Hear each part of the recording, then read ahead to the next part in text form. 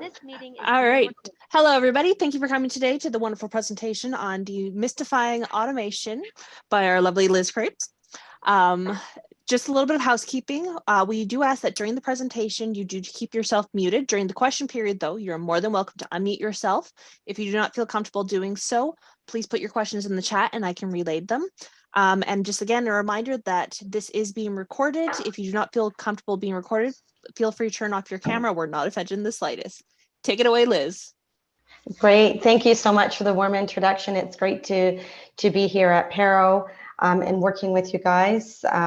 There is a lot of buzz going around, and when the conveners at Paro reached out to me and said they wanted me to do a presentation, I thought the timing couldn't be any better than it is right now.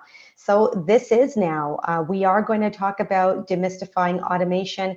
And the reason we're doing that now is because things are really blowing up in the industry. You know, I'm going to reverse back to the middle of December. You would hear a lot of folks talking about, you know, I need to automate my business. I need to figure out how to do things faster. That's because we're coming out of a pandemic and there were a lot of starts and stops during that period. And we're all trying to make up for that time. So automation felt like the natural conduit to get that done. But now there is a hyper automation, right? It's this whole artificial intelligence component. And so this is the world that we live in when the discussion goes from how can I do things quickly to how can I do things ultra fast. So in this discussion we're going to have this morning, I will be asking you to chime in, asking you questions. Please feel free to take yourselves off mute so that we can have more of a collaborative discussion. This is a process that everyone is going through. And the more we share with one another, the more we learn and grow as business professionals. So in terms of how our discussion is going to flow, I would love to, if folks are comfortable, doing a couple introductions. You don't have to say your first and last name. If you're interested, you can just say your company name if that works for you, and maybe share a little bit about your industry. Then we're going to talk a bit about this transformation, why we're going to transform. We're going to start talking about some types of automation. And then we're going to break into step one, which is building the front end customer experience, and then kind of move off from there. So maybe before we get too far in, if anybody would like to talk a little bit about their business, 30 seconds, that would be amazing. I'm happy to go. So I'm Elizabeth Verway, and I'm at Paro mentoring women business owners, and I've been mentoring business owners for 25 years. This fascinates me, this topic, because I'm asked about it a lot. And for myself, I have my own business, Grow at Your Pace, and I have online courses. So I need to get a handle on the automation of promoting these courses as well. Wonderful. Thank you so much for coming. It's nice to meet another mentor. Okay, so I'm going to tell you a little bit about myself and my organization, sort of what we do. So in terms of background, I've been doing system integration and development for more than 20 years. Our company is called WACADS Group. If you love your acronyms, that stands for We Automate Companies and Develop Strategies. There are a group of us. We do have a development team, and that team focuses on back-end automations, software development and configuration. In terms of our core focus, we are a customer experience company, and we're going to talk about what that means, especially in today's day and age. From a service perspective, that's right from front-facing automations, so things that are gizzed up on websites, as well as operational resilience, which are things, tools that allow us to share our value proposition with our existing clients. So we've done a variety of things. We create mortgage calculators. We create different types of identification, digital identification. We build back-end services and apps. And we also have a fractional business management assistant type position that an individual will help you with your automations and then support you in your other work functions, and a learn community-based platforms. Lots of stuff to talk about and share with you guys. All of them are all automation related because we love what we do. And many of these are things that you might be doing now, or maybe things that you didn't even know existed that could be done in the automation world. So thank you for giving me your ear today. Outside of some of the platforms that we actually create, we do work with a wide variety of different platforms. And that can be anything from Dynamics to HubSpot to Zoho. There are so many. I mean, if we had taken a moment to list everything down, we would literally spend the entire presentation talking about other applications. But point being, as a development house, we work with APIs. We're not using middleware. And so we are custom designing these solutions that are bringing you the automations. I have background certifications in robotic process automation using tools like UiPath, where they actual robots, we program them to go into your screen, click on the buttons for you, create the reports, right to API-based automations where computers are calling and talking to each other. And then task-based automations, which is where we provide prompts to those that work in our office to get things done. As the Vice President of BNI All-Stars located in Barrie, I work with businesses across our great region and country to offer automated solutions to them. So this is really a great opportunity to talk to you at Pero and share some of why we are transforming organizations. So why do you even want to change your business? You know, like, what's the impetus? Why is it now that everyone's making this decision?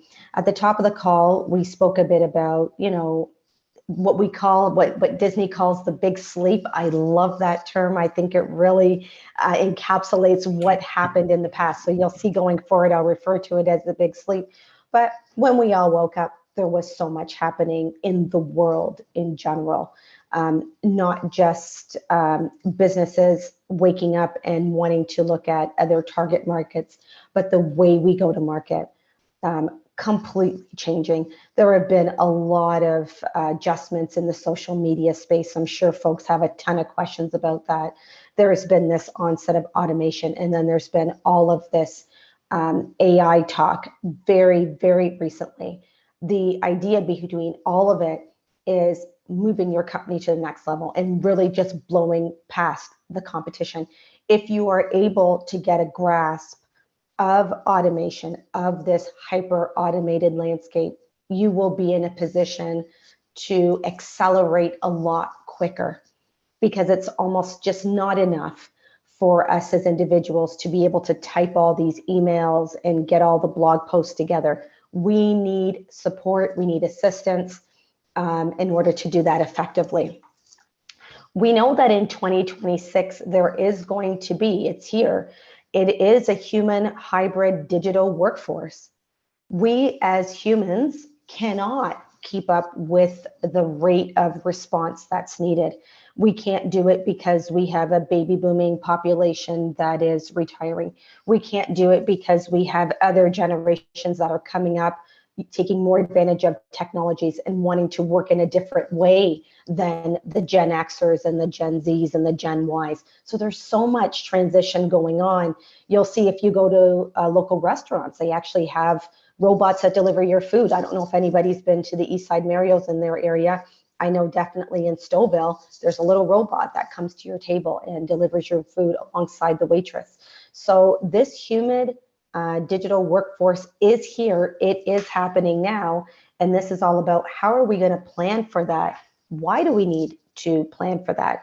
So traditional media was your your billboard advertising. Remember, there were like the buying guides that you would pick up at like an en route. There were ads, of course, Google ads are still a thing, a very big thing that were happening. But automation is like traditional media with like a jetpack on its back. It is repeatable, it is consistent, and there are measurable results. So everything is very KPI driven.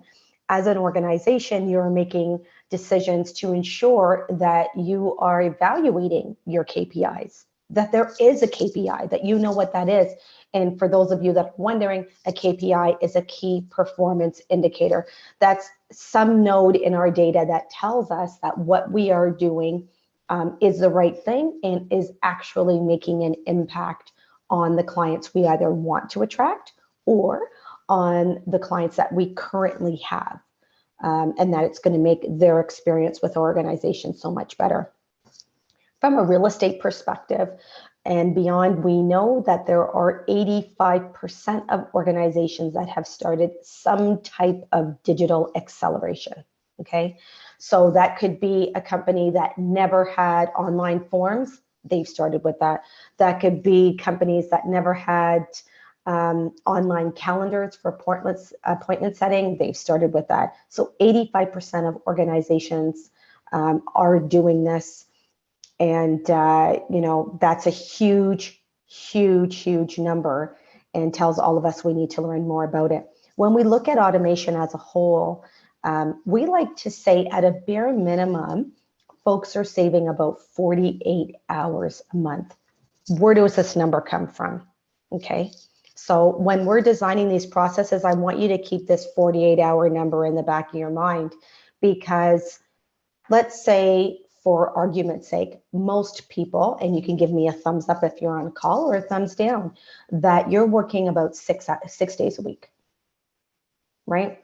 And even if you're not working 8 hours a day for those 6 days, long gone are the days where you can say, well, it's Friday at 5, I'm done. I'll see you guys Monday. You're not going to be in business very long. Right? I've even started receiving notifications and emails from large scale enterprises on Sunday evenings.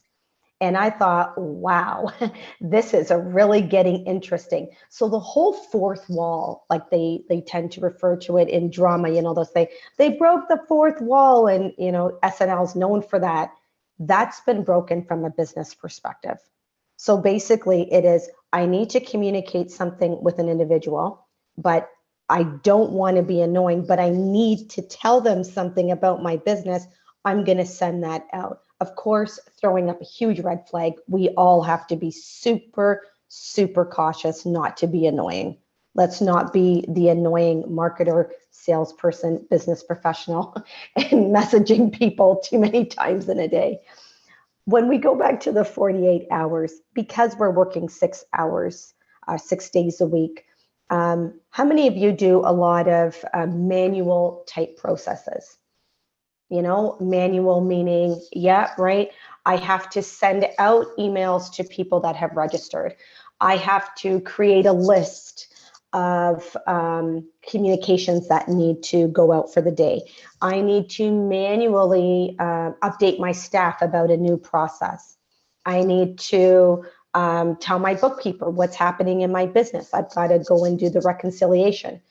How many people would agree that they spend more than 2 hours a week in that 6 business days on that manual process or on a series of manual processes? I see thumbs, I see hands. Absolutely. So as you could see, just on 6 days a week times 2 hours, we're already at 12 hours a week, which is way more than 48 hours. It works out to a month. So at a starting bare bones, you're looking at 48 hours. If you really looked at it and thought, okay, I actually maybe do 3 hours, I maybe do 4. There are folks with businesses right now that do 95% of their service delivery manually. Okay, so you could just imagine how much opportunity they have for productivity. The other piece that you'll find here as well is how many meetings can you book in an hour? So if I'm booking a meeting in an hour, I'm going to say the average discovery call is 30 minutes, right? Would you guys agree if you're having a one-touch discovery call? So with 48 hours, if I just took that time and I added 2 discovery calls for each hour, I would be upwards of over 100 calls, 100 voice conversations that I would have had with someone in my immediate target audience. This is saying the only thing we're doing is automating functions in your business. We're only automating that 2 hours. And you already have an upside of 100, more than 100 calls, selling calls that you're having with individuals. So the proceeds of that are absolutely profound. And if anybody wants to make a comment in the chat, feel free to do that. I will have my eye on the chat and I can respond as we go. So you say, Liz, okay, you want us to talk about automation. You want us to talk about building the customer experience, but what does that actually mean, right? What parts in my business can actually be impacted? So I think it's really great for us to take a moment here and look at the 4 main types, okay? Marketing automation, accounting and bookkeeping automation, process automation, and HR automation. There is going to be some derivation under each of these. There are going to be different things you can do, different tools you can use, AI or otherwise, in order to make those automations happen. So we're going to dig into each one a little bit because this information is absolutely critical when you are designing a customer experience. What does that even mean, a customer experience, right? Does anybody know? Does anybody want to drop anything into the chat? I can read it out about what that means when we say customer experience. The customer experience, does that just mean someone comes to our store and they bought it? Is that the customer experience? So I want you to kind of think about that. And as I see messages coming in, I'll read those out as we go. We talk about marketing automation. We're talking about not just sending out a message to someone, right? Hey, I have a special coming up this week, or making a post on social media. Hey, I have, a sale coming up in the next 2 weeks. It's exactly like that. Thank you, Elizabeth. That is their first impression of your organization. That's what that is. It is the first impression at the purchase and the aftercare. When we talk about marketing automation, it is such an opportunity for us to really shape that first impression. There's a graph that exists, and I want to share it with you guys in the next session where we talk about after sales processes, but it lines up all of the paid things we do to acquire customers. It talks about AdWords, it talks about social media, it talks about running meetings, it talks about one-to-one communication. And the number one, and it also talks about phone meetings, the number one tactic that we can use as businesses to acquire new clients, the most effective at 42% is email marketing. It doesn't matter what anybody says, and we all hate it, but the reality is that email marketing is by far the most effective channel that you can use to acquire and manage customers. Prospects, customers, email marketing is going to get you there. Why? Because it helps you improve the retention rate. It helps you build a scalable strategy. It's agile, it's movable. You can edit it, you can modify it based on your audience.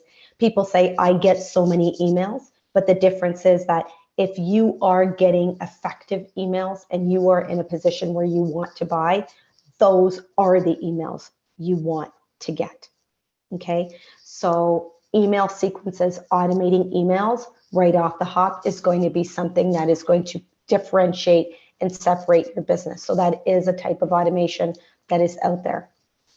Bookkeeping and accounting automation. People say, Liz, what is that? Why do I want to automate that? Because you need to have a 360-degree view of your business at all times. There are some studies that you read out there where they say the most successful business people, the first thing they look at when they wake up in the morning after their to-do list is their profitability. How much money am I making? Am I profitable? Am I doing 2.5 times profit? Am I trying to 10x my business? What am I doing? So profitability is huge. And in today's day and age, with the rates going up for various reasons, we have to know, are we profitable? If we have automation software that is auto updating our accounting, that's feeding right into QuickBooks, that's feeding into other systems, that's giving us that 360-degree view without us needing to inject so much of the manual process. One of the reasons why people don't know how much business they make on a daily basis, weekly basis, monthly, quarterly, is because it's manual. You look at your desk and there's all these receipts. My God, how are we going to do this? When you have automation that allows you to say, take a picture of a receipt and have that automatically go into your receipt bin, and then the allocation happens in the back end, what a time saver. Don't you feel like when you're doing your taxes, if you had that, tax season actually wouldn't be that stressful? Imagine if you could invite your accountant to see that file that you own on your desktop, and that person's able to do the work for you as the year is going. You can lean on that person for strategy. Imagine all of that. That's the type of benefit you get from accounting type automation. Absolutely, highly recommended, and it is really a key sign of a successful business. Process automation is really around empowering. I look at it as empowering the people that are around me. As a business owner, we have a lot of responsibility, right? You agree, tons of responsibility. How many people think that your responsibilities will be greatly increased with automation or greatly decreased with automation? Maybe by a show of hands, I can see. Increase with automation, put a thumbs up. If you think it's going to be decreased because you have automation, put your thumb down. You think it's going to be increased? You think it's going to be decreased? Everybody's kind of think of the troubleshooting. That's why you have an automation partner. I love the fact that we have feedback on both sides of it, because if automation is done right and that individual has taken the time to really sort out the business process and figure out what needs to happen, your time on the automation is going to substantially decrease because it's done. The whole point of automation is a set it and forget it model, right? So that's the key takeaway. It's scalable, repeatable, standardized. It's set it and forget it. Not that you're never going to go back to it, but you don't have to worry about it every day because everything is defined and it's going to flow. The reason I say this, or I bring this up as it relates to process automation, is because that's where we're getting into what I call the finer points in life. Who does what? In most organizations, that's where you start to lose money because nobody knows what anybody else is doing. Some folks are confused. Where does my job start and their job end? When are we supposed to be collaborating? Is this a document that could be sent out digitally? Could we ask these questions on a form? Who is sending it out? Who? Process automation is all about pinpointing who is doing what, when, where, why, and how. It is all about what we call operational resilience. I love this stuff because it is building a sustainable work environment. In my organization, if I know which developer is working on project A, I am not going to be saying, hey, can somebody jump on this? No, because I'm going to know that developer E is the person that is picking up extra tasks today. That's the person with bandwidth. If I'm working in an office setting, say, for example, you work in a real estate office and you want to know, okay, did the client return the lockbox? Did we get the lockbox back? Those things are expensive. Who am I asking? Am I just putting this out on a general group chat? Or is there a person that's responsible? But the next step, the system triggering that person. So instead of me wondering and occupying my brain with what happened or didn't happen or should have happened, we've set the system up in a way that it tells us that we don't have to remember. It prompts the person to say, go pick up the lockbox. And then when that's done, it notifies those that need to be notified and says, the lockbox was picked up from 26 Adelaide Drive. I don't need to think about that anymore, right? So as we go through our businesses and we start to identify core processes that can be more transactional or key processes that help drive our business forward, process automation does us a huge, huge service because there's just way too much happening in the world for any of us to memorize what needs to happen. And also, we should be responsive as business owners. We need to be flexible. And we can't do that when we're worried about who's on first and who's on second. HR automation, you might hear folks talking about, I have new staff coming, or it's landscaping season that's happening now. So a lot of those types of businesses are hiring new staff, which means that, and they're bringing staff back. So you have a legacy issue, people coming in the door that know a lot, people starting in the beginning that have a background, may or may not, but need to learn your business, your experience. In HR automation, we are standardizing training processes. We're standardizing the way that we draft and provide employment contracts. We're standardizing the way we share our business's values, core business functions, processes, all of our SOPs, our standard operating procedures. That's a lot of the stuff that we are doing in HR automation. We are able to set up quizzes for individuals to say you came on board, you watched the video where we talked to you about our core values. Now, what did you learn? And then once the course is complete, some folks will give a certificate. Sometimes after that whole book, right, the whole training onboarding is complete, they'll give a certificate saying, hey, I not only listened to the videos, but I also did the questions. I passed the quizzes with a certain percentage mark. And I am ready to work for your company. I feel confident.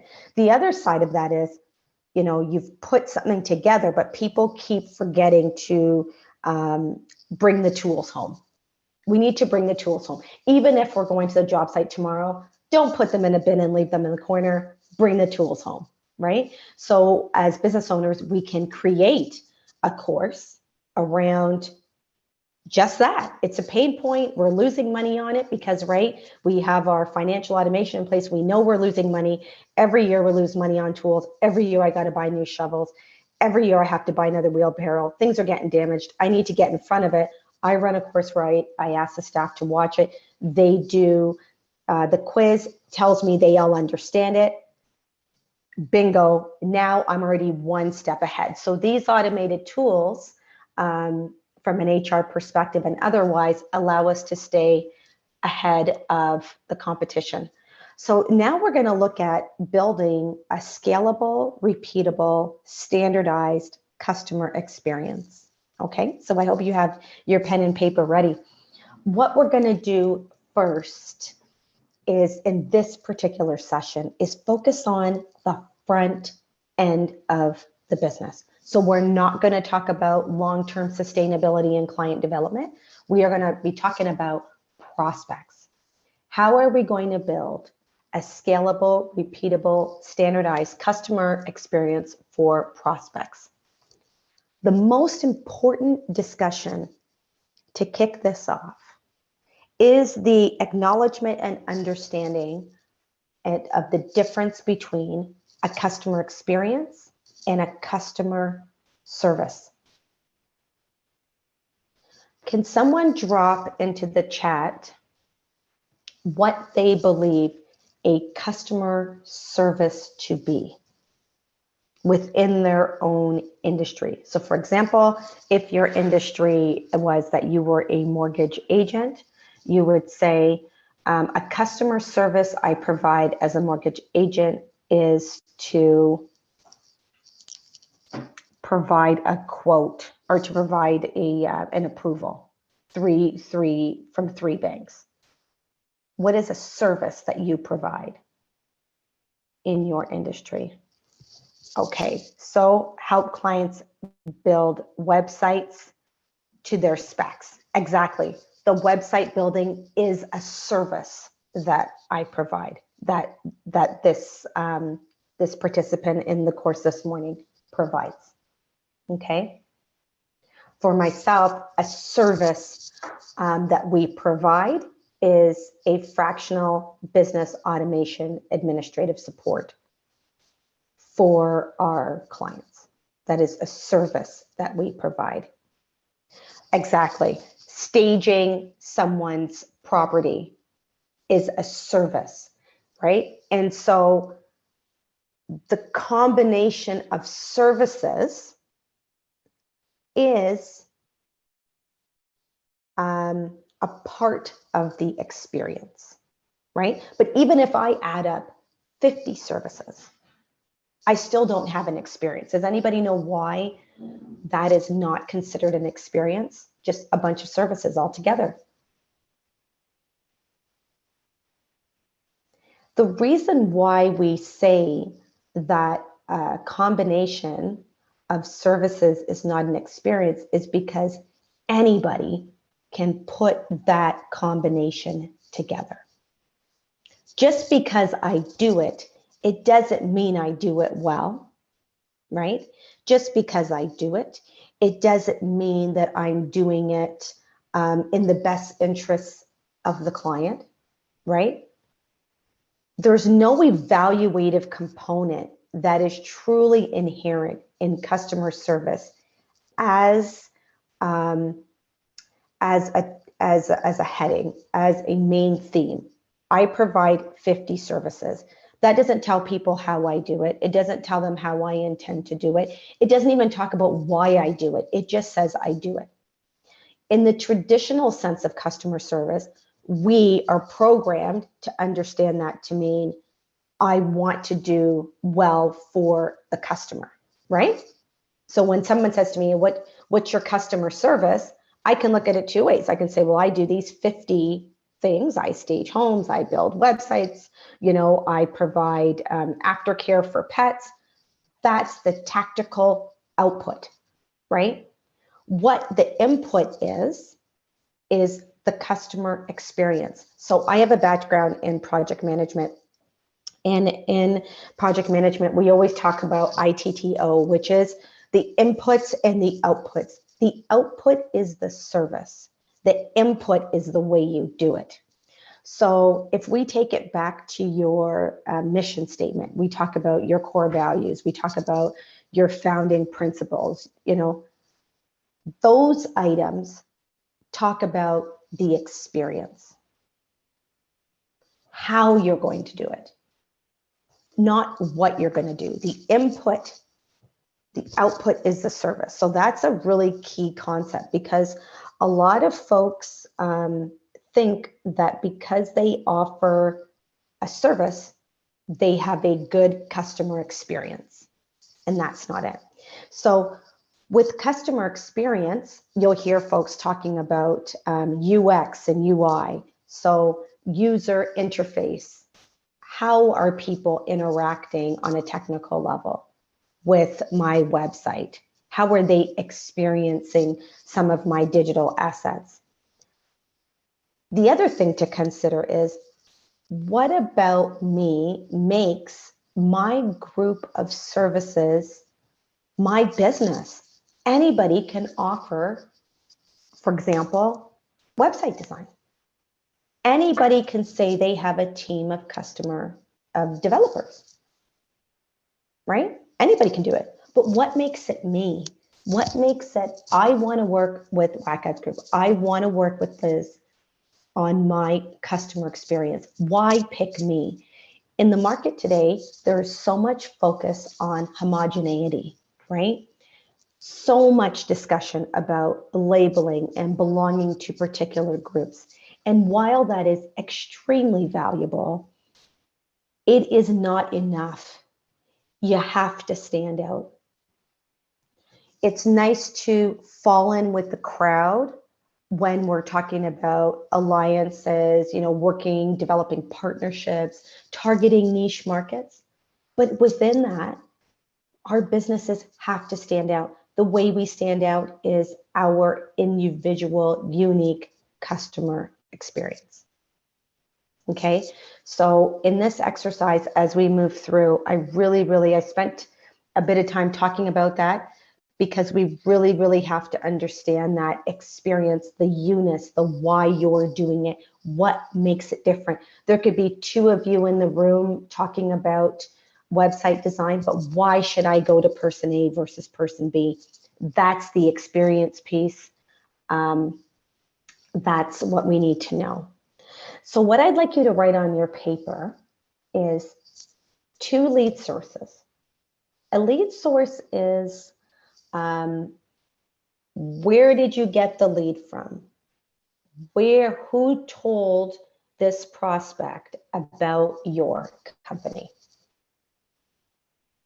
Okay, when you have 2, give me a thumbs up, and I'm going to talk a little bit about 2 that I identified.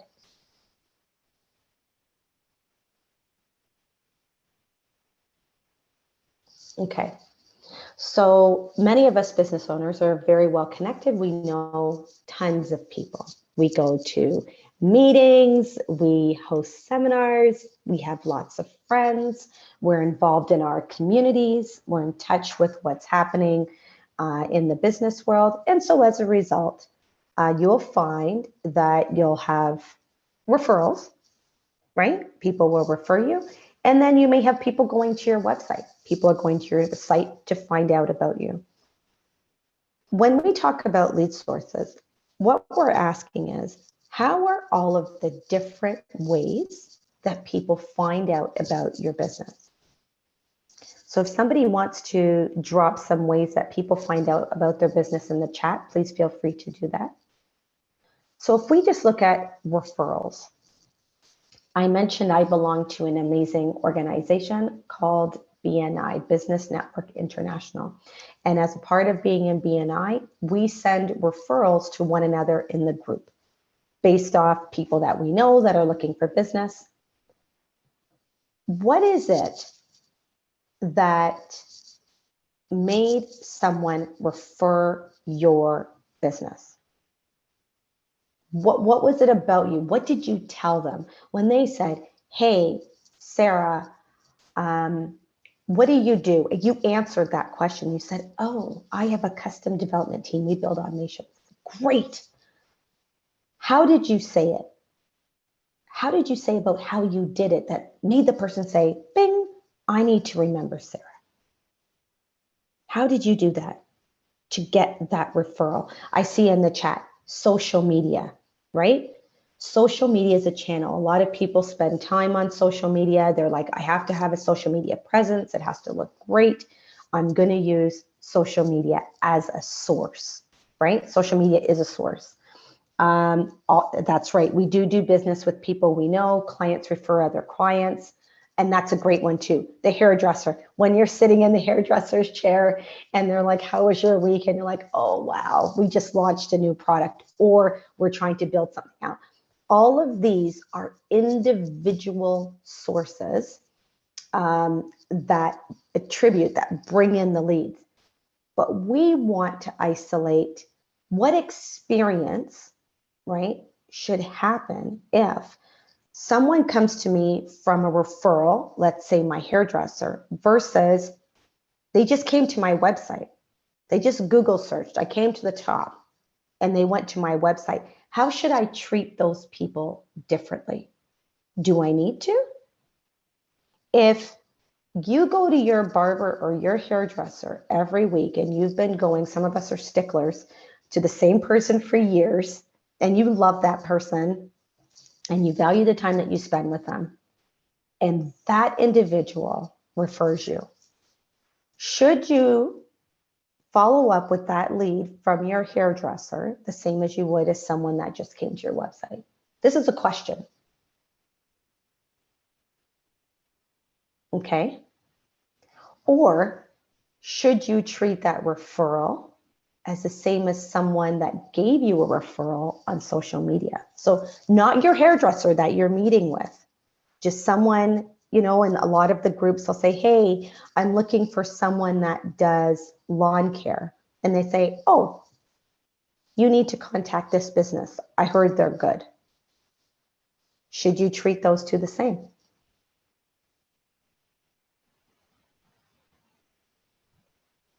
So the way we treat, respond, correspond with our referrals, our prospects, helps to shape our experience. We are designing a holistic experience, but within there, we have to isolate where the lead came from and how we should respond, either to reinforce what's been said about us. So in the example of a hairdresser, there's a great degree of trust, absolutely, that comes from a referral from a hairdresser. So when you follow up with that particular prospect, you may want to reinforce that trust. You may want to say something that taps into that relationship. Not so much saying, oh, I know you know her too, but going beyond that and really digging in and curating off of that. So we have two veins that I have on my screen. One is referral. Someone came in through some type of a referral. The other one is a website. Now, after someone has come in, this is where we start getting into touch points, okay? Touch point A is we're going to immediately follow up with that. Based on your customer experience, what does immediate mean to you? Is that 2 hours, 6 hours, 24 hours? Is that I only work Monday to Friday between 9 and 5, so I got this referral between 5 and 9, so it's going to have to wait for tomorrow? Is that I only do referrals twice a week? How do you want to shape that experience in relation to that lead source? For some of you, it might even be a bigger question. How do I want to shape that touch point in relation to my whole business? Our office, we are bumping, we're busy, we work 24 hours a day. Is that what I want to share? And if that's the way I want to communicate with folks, touch point A, immediate follow-up, is going to be instantaneous, right? But is it sustainable? So as we go through these touch points, what we like to do is sometimes different from what we do, which is also different from what we can do. What we can do, what we can manage, that's the sustainability piece. That's really where we're tapping into our ability to action our services, our ability to actually do the tasks, our staff's ability. So if you're doing process automation and you're looking at who on your team needs to be the one to send the follow-up email, and you're electing that it is your administrator, if that person only works Monday to Friday from 9 to 5, is it fair for you to say that you provide 24-hour support? Or is there some other tool that you can supplement to do that. So again, it's all about with touch point A and really all the touch points, but more so touch point A a lot, that sustainability. Can you do it the same all the time? Is it repeatable? Is it standardized? And is it scalable? So if you had 50 people come and send you an email, could you expect that administrator, if that's the way you choose to deal with that immediate follow-up, reach out and respond to 50 people? Right? What degree of personalization is there going to be in that? Touch point B, depending on how you look at it, again, I've broken them out separately because we know in today's market we have to have between 6, 7 touch points, really, to start seeing some true conversion. So under touch point E, I listed appointment setting, a group session, a phone call, an email, all of which can be automated. You can do appointment setting with a tool like Calendly. You can do Zoom integration. You can use AirCall. You can use Google Voice for your phone calls. It's more about what's the next step. I want you to write down what the next step is. So on your sheet of paper right now, you should have 2 referral sources. And under each referral step, each referral source, you should have touch point A, and then you should have another item, which is touch point B. Does everybody have those? Just give me the thumbs up. Okay, wonderful.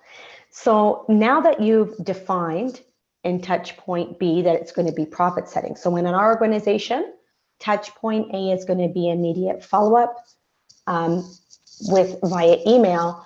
In that email, we are embedding a link to book an appointment. If the source is coming, let's say, from the website. So we're kind of combining A and B in one email. We're following up with you right away, and you're going to get a link to book a calendar appointment with us. Touch point C. This is where we start thinking, okay, I've had, at this point, 3 engagements, 3 interactions with this person. So you're saying, Liz, where'd you get 3? I only wrote 2 touch points. This is because if you had a referral source, that was an initial engagement. It was an indirect engagement that, for example, the hairdresser shared your name. That came with a great degree of trust. Or someone on social media shared your name, your business name, came as a stronger referral. Your second touch point was the immediate response. That is the first touch point that was driven by you. Your third touch point was really touch point B. That was after you had the immediate response, what did you do? So if we say in the market, and it's all over the map, okay, in terms of the number of touch points, but we know it's more than 3, 100% for sure. They trend higher, 5, 6, 7, these types of numbers. So now we're at touch point C, which is really your 4th touch point. Have we connected? There have been 3 engagement points here. Have you had an exchange? Did the person book a meeting with you? What happened? Is it time for you to give the person time to breathe? Or do you keep calling? These are, again, all based on your own customer experience. You've got to think about that. Maybe you say, you know what, Liz, no, I'm going to email them again. Do it, because you're shaping your engagement pattern. People, we're teaching them when they come on board and they become our clients, this is how we are going to be working together going forward. So, we've all heard about the old adage, hurry up and wait. We don't want to start it off like that. We don't want to be, there's all this communication and all of a sudden they become a client and then we kind of spam out. It's like, whew, they don't hear from us for 2 weeks. They're like, what happened? It seemed like I was really excited. They got me all revved up. I was responding to everything and I didn't hear anything. So that sustainability piece is huge. And then we have touch point D. Where do we go from here? If you're on touch point D, you're basically at your 5th connection point. So if you hadn't already started talking about a drip campaign, which I'll speak about in a moment, you're really starting to talk about where do we go? What are we going to do with this person in our customer experience? What do we need to do to tip the scale? A drip campaign is basically a series of messages that reinforce your brand proposition or your offering. So if, for example, you are a lawn care professional, you do landscaping all summer and in the winter, you may want to have a drip campaign with a series of emails that are timed out that go to the person that just talk about what you do. Hey, you know, we help more than 50 houses in the community. Here are some testimonials. Second email that goes out or text message. Hey, we are having a special, our spring special. I know you're probably not thinking about that right now, but if you sign up early, you get a super great discount. Consider it. Hey, different things. Not all salesy, 100%. Don't do that, but definitely connection points. You're increasing your connection points because to this point so far, you've been sending them more targeted communications. It hasn't necessarily been effective. So it's your opportunity to either keep calling them more or to put them on a list so that they can receive some drip emails. Is everybody good with the concept of drip campaigns? Okay.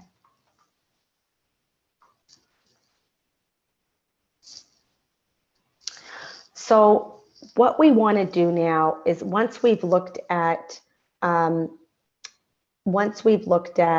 funnel, which some folks will call this the funnel, once we've looked at all of the connection points, so it can go on. We really went through 4 touch points that were direct.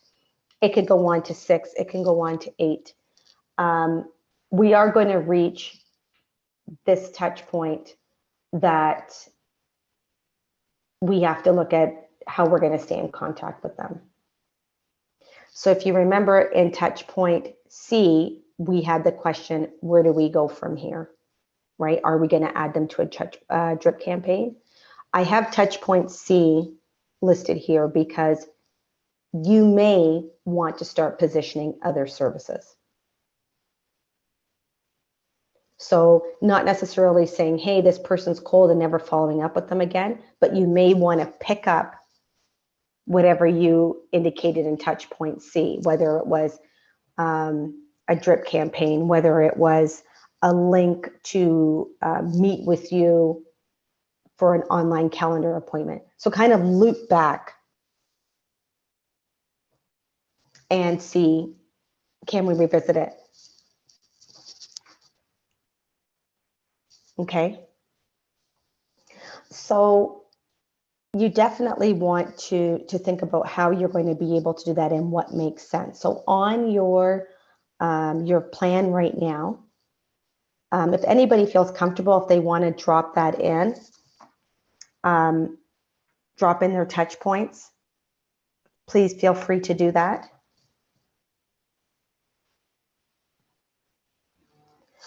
And does everybody understand? Maybe give me a thumbs up when I say circling back to touch point C. Touch point C could have been you decided to put them on a drip campaign. You decided to maybe have one of your sales reps call them. You decided to do something else to kind of double down. Does anybody have anything they'd like to put in the chat around what they want to do to keep in contact with that individual?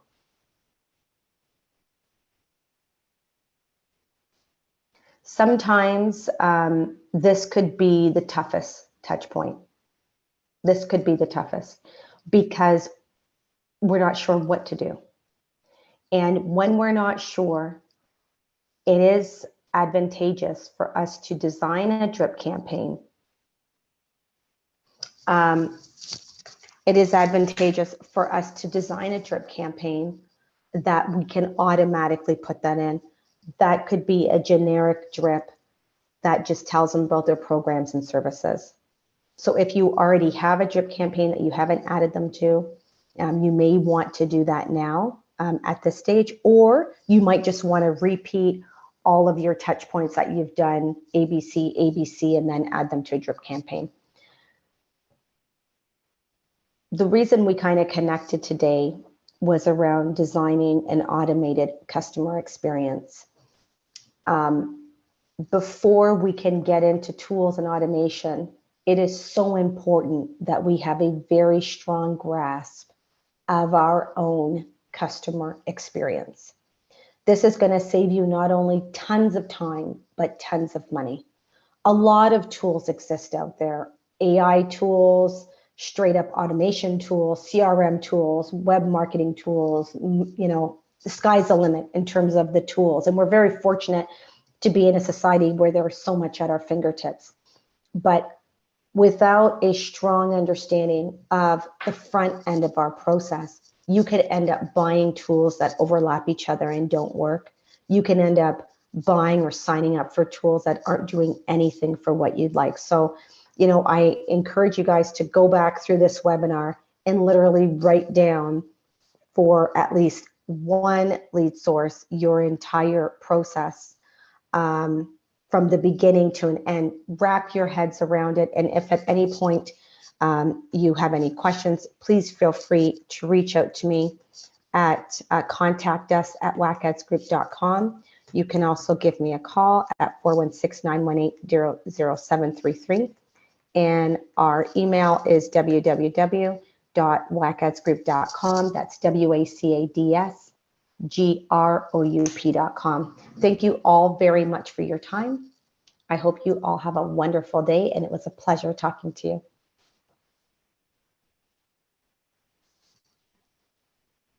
Thank you so much, Liz, for coming today. Thank you again, everybody, for coming. Again, Liz's information is in the chat there. And if you, again, would like a copy of today's webinar recording, please feel free to email us at communications@pero.ca, which has also been put in the chat. Thank you again, Liz, so much, and have a great day, everybody. You too. Thank you.